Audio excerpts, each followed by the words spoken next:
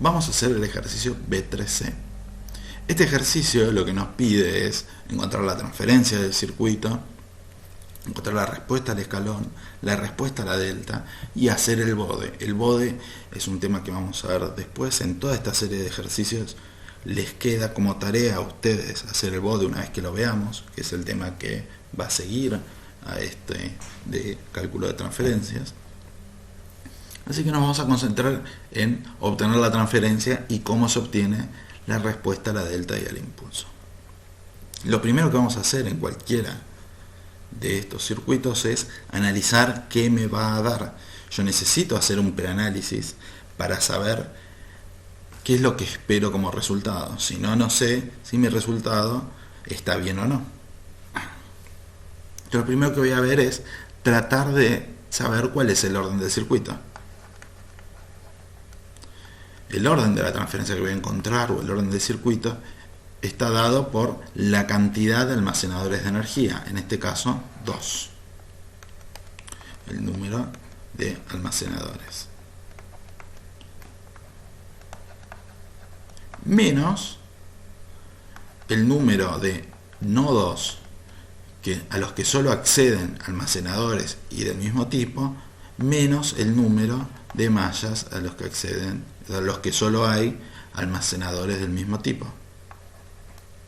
En este caso no tengo ninguna malla que me conecte a estos dos capacitores y solo esos dos capacitores y alguna fuente, podría ser la fuente del operacional, pero no puedo tener resistencias. Y no tengo ningún nodo al que solo estén conectados los capacitores. Entonces el orden del circuito va a ser 2. ¿Sí? Ahora, estas transferencias, este circuito, vamos a ver cómo se comporta cuando omega tiende a infinito. Vamos a tener la impedancia de los capacitores 1 sobre SC, a diferencia de las resistencias que no cambian la impedancia con la frecuencia. Cuando buscamos la respuesta en frecuencia, reemplazamos S por J omega, nos queda J omega C, un viejo conocido, y vemos que cuando omega tiende a infinito, esto tiende a 0. Lo que significa que frente a las resistencias de 2 o los operacionales, esto se va a ver como un cable.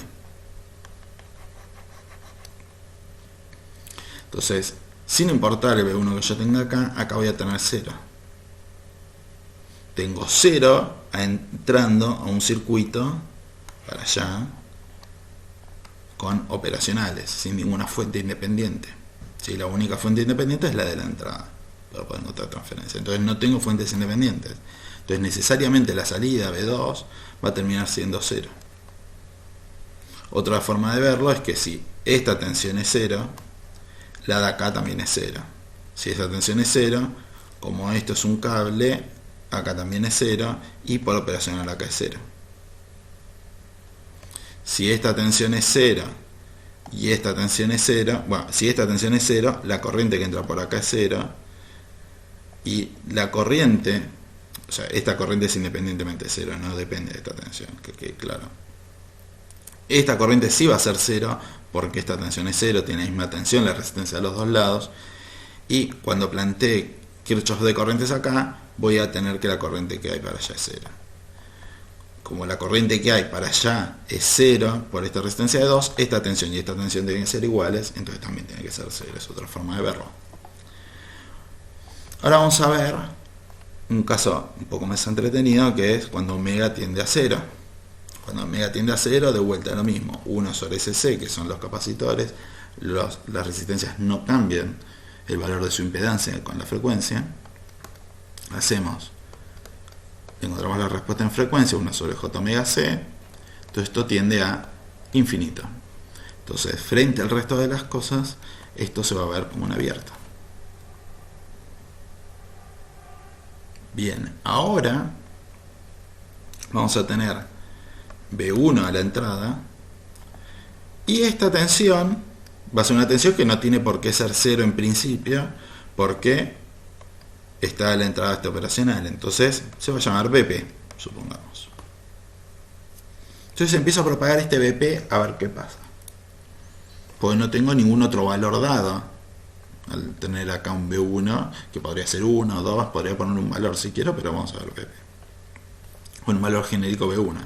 Entonces este nodo va a ser BP. Si ese nodo es BP, por operacional, este es BP. Y porque es el mismo cable, este es BP. Y por operacional, este va a ser BP. Bien, hasta ahí estamos. Como esto es un abierto, para acá no hay corriente. Como esto es la entrada de un operacional, para acá no hay corriente.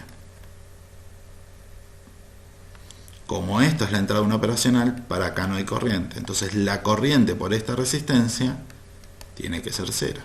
¿Sí? Planteo Kirchhoff acá, Kirchhoff de corrientes, y tengo que 0 más 0 más 0 tiene que ser igual a 0. Entonces, si acá hay BP y acá hay 0 de corriente, acá también tiene que haber BP. Entonces llegamos a que B2 es BP. Entonces la transferencia sería BP sobre B1. O bien necesito BP en función de B1, o darme cuenta, en este caso, que como acá hay BP y acá hay BP, esta corriente es 0 por operacional, lo que tengo es que este circuitito que vamos a hacer acá, vamos a llamarlo R directamente, ni siquiera 2, y R, acá tengo BP, dado por la salida de una operacional, es una fuente, ¿sí? Acá tengo corriente 0, entonces acá también digo que esto es BP, es un divisor, o sea, lo que digo es que BP por R sobre R más R es igual a BP. La única forma de que se cumpla esta igualdad es que BP sea igual a 0. Entonces, cuando omega tiene infinito, a 0, H de S, vamos a escribirlo completito, S, J omega tiende a 0, es igual a 0. ¿Sí? Entonces, podemos pasar a calcular nuestra transferencia. Como este es un circuito que tiene múltiples realimentaciones, no vamos a poder hacer lo mismo que veníamos haciendo en los primeros ejercicios de esta tira, que era decir, bueno, la ganancia o la transferencia de una parte con operacional por la otra con operacional es la transferencia total. Porque en este caso, la transferencia de esta parte y de esta parte se influyen por estas conexiones que tiene, que llamamos realimentaciones. La única forma piola que tenemos de calcular esto es plantear nodos. Para eso lo primero que vamos a hacer es llamar a esto C, que C es igual a 1, y todas estas resistencias que son iguales van a ser R, R, R, R, y esta, que es 10, 5R. R es igual a 2. Esto nos va a simplificar mucho las cuentas y nos va a permitir verificar unidades de una manera sencilla. Siguiente, tengo que ponerle nombre a los nodos. Este lo vamos a llamar P, este lo vamos a llamar Q y este de acá R. La tensión de salida de esta operacional ya tiene nombre. Estos son los nodos que vamos a plantear, ¿no? P, Q y R. Y necesitamos ponerle un nombre a la tensión de este operacional. Planteo el nodo P. Fuentes de corriente que acceden al nodo. ¿Qué fuentes tenemos? B1 sobre 5R. Y por el otro lado, B3 sobre R. Más B3 sobre R. ¿Sí? Después, igual, no tengo más fuentes que accedan al nodo. La tensión del nodo, BR, por la suma de conductancias que están ahí, 1 sobre 5R, más SC más 1 sobre R. Menos las compartidas con otros nodos. Pero no tengo ningún nodo conectado con una impedancia directamente, ni R ni Q. ¿Sí? No están compartidos. Vamos al siguiente. Q. El nodo Q tengo por un lado B3 por SC, ¿sí? Por este lado. Después tengo B2 sobre R, por acá, más B2 sobre R, igual a BQ por 1 sobre R más SC. Y no tengo nada compartido con ningún otro nodo. Vamos al último nodo, el nodo R. Voy a tener por un lado B2 sobre R, ¿sí? Dado por acá, B2 está conectado a R, porque acá tengo la fuente del operacional, recuerden eso. Si no recuerdan eso, repasen operacionales. B2 sobre R es igual, no tengo ninguna otra fuente de corriente, a BR por la suma de conductancias que están en el nodo. Y no tengo nada compartido. Entonces, yo ahora lo que voy a hacer es contar. Tengo 1, 2, 3 incógnitas, 4 incógnitas, 5 incógnitas, 6 incógnitas y 3 ecuaciones. Este sistema no lo voy a poder resolver. Entonces, busco a ver qué me falta. Lo que veo es que BP es igual a BQ por condición de operacional, BP es igual a BQ, y BQ es igual a BR, también por ser un operacional. Sí, esto me lo impone el operacional. Entonces ahora tengo 5 ecuaciones y 6 incógnitas. Todavía me faltaría una ecuación. Pero a esto lo puedo resolver. ¿Por qué? Porque yo lo que estoy buscando es HDS, que es B2 sobre B1 de S los dos. ¿Sí? Estoy buscando una relación. Por otra forma de hacerlo, si no quiero hacer eso y tener misma cantidad de ecuaciones que incógnitas, es poner un valor a B1. ¿Cuál valor? Cualquiera. Pues no importa el valor que tenga, la transferencia se va a cumplir. La transferencia es una propiedad del circuito, no va a depender de lo que yo ponga a la entrada. Entonces, en particular, si pongo una delta, que en el régimen transformado, cuando transformo la delta es un 1, ahora este B1 va a pasar a ser 1. ¿Sí? Vamos a anotar mejor así, vamos a borrar y ponerlo 1. Y ahora voy a tener 5 ecuaciones y 5 incógnitas. ¿Sí? Llego a esta transferencia. Bien. Esta transferencia vamos a analizar las unidades. Voy a tener por un lado 1 sobre S, perdón, S es 1 sobre segunda. ¿Sí? Porque es frecuencia. 2/5 no tiene unidad. 1 sobre RC es 1 sobre segundo. Acordémonos que RC es segundos. Entonces voy a tener, ¿qué voy a tener acá arriba? En el numerador, 1 sobre segundo cuadrado. En el denominador voy a tener por 1 sobre segundo cuadrado. S al cuadrado. S es 1 sobre segundo, me queda 1 sobre segundo cuadrado.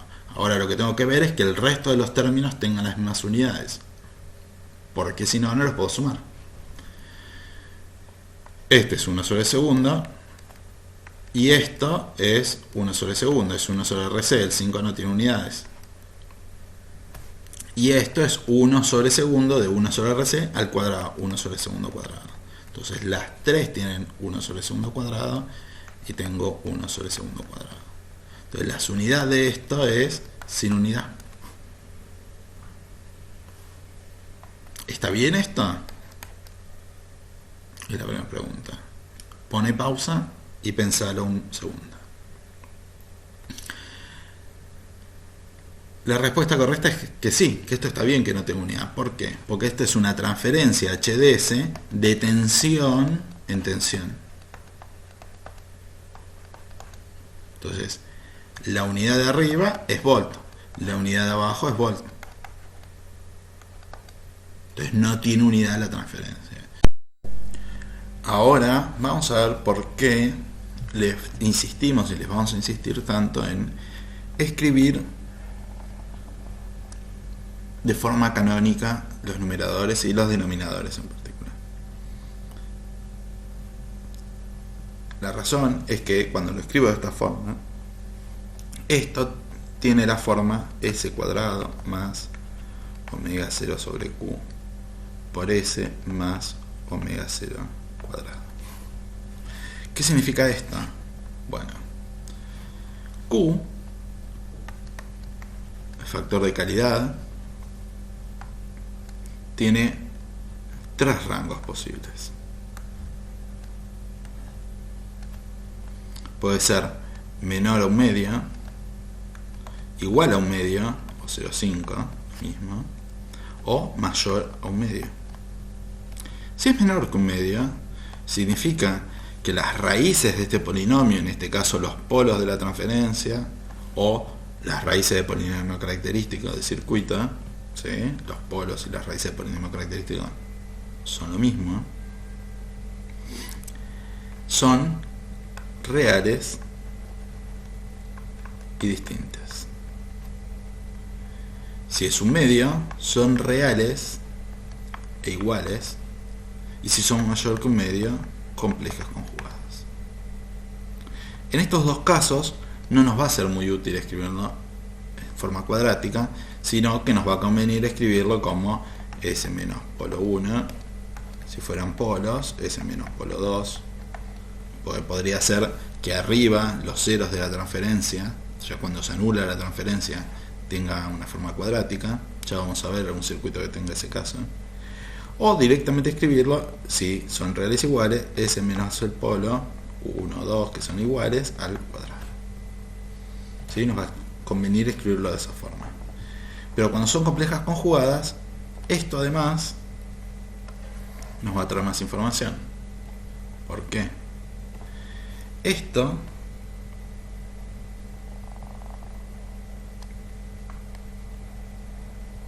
ese plano S, sigma la parte real, j omega la parte imaginaria, el plano S.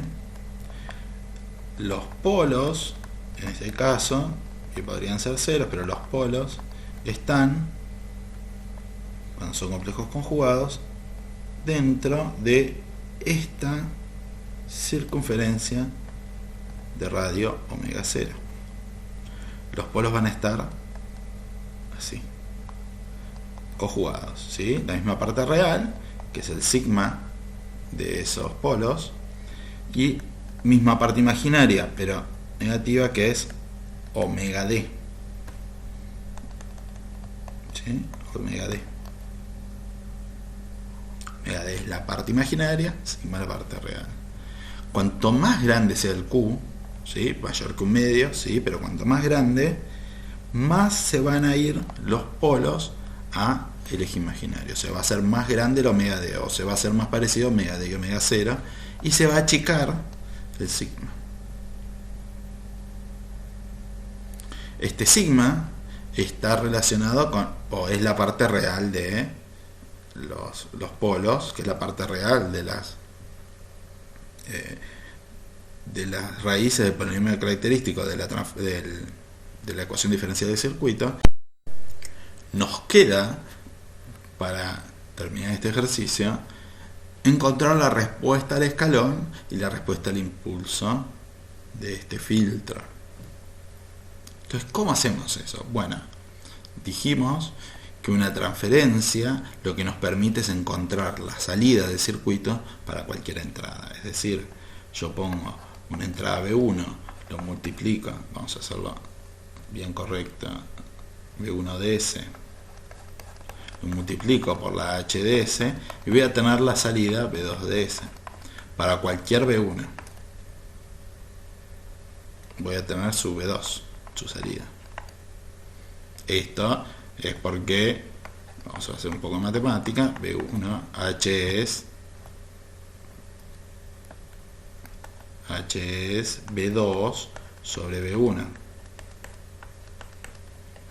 Se va y nos queda B2. Entonces, ¿cómo podemos encontrar las respuestas temporales? Opción A es agarrar, encontrar la ecuación diferencial para una excitación dada, resolverlo, la ecuación diferencial, encontrar la relación característica, la homogénea, la particular, que no es la forma más piola, y la B es agarrar y decir, bueno, yo sé esto. Entonces, si yo quiero la respuesta temporal de un B1 por HDS, lo que hago es antitransformo y tengo B2 de T. ¿Sí? Esto era B2 de S.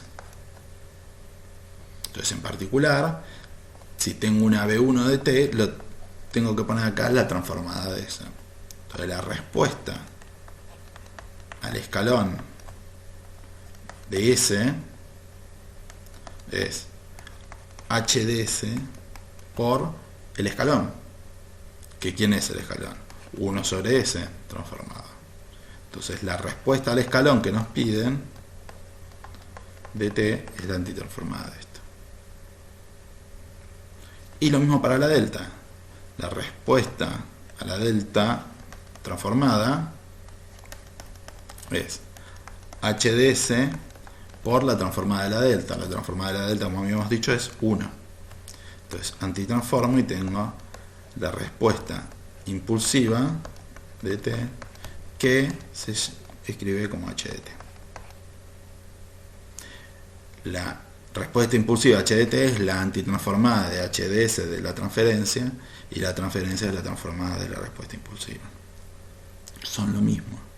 Por eso es que le damos tanta importancia a la delta. Ya vamos a ver algún ejemplo de la utilidad de esto.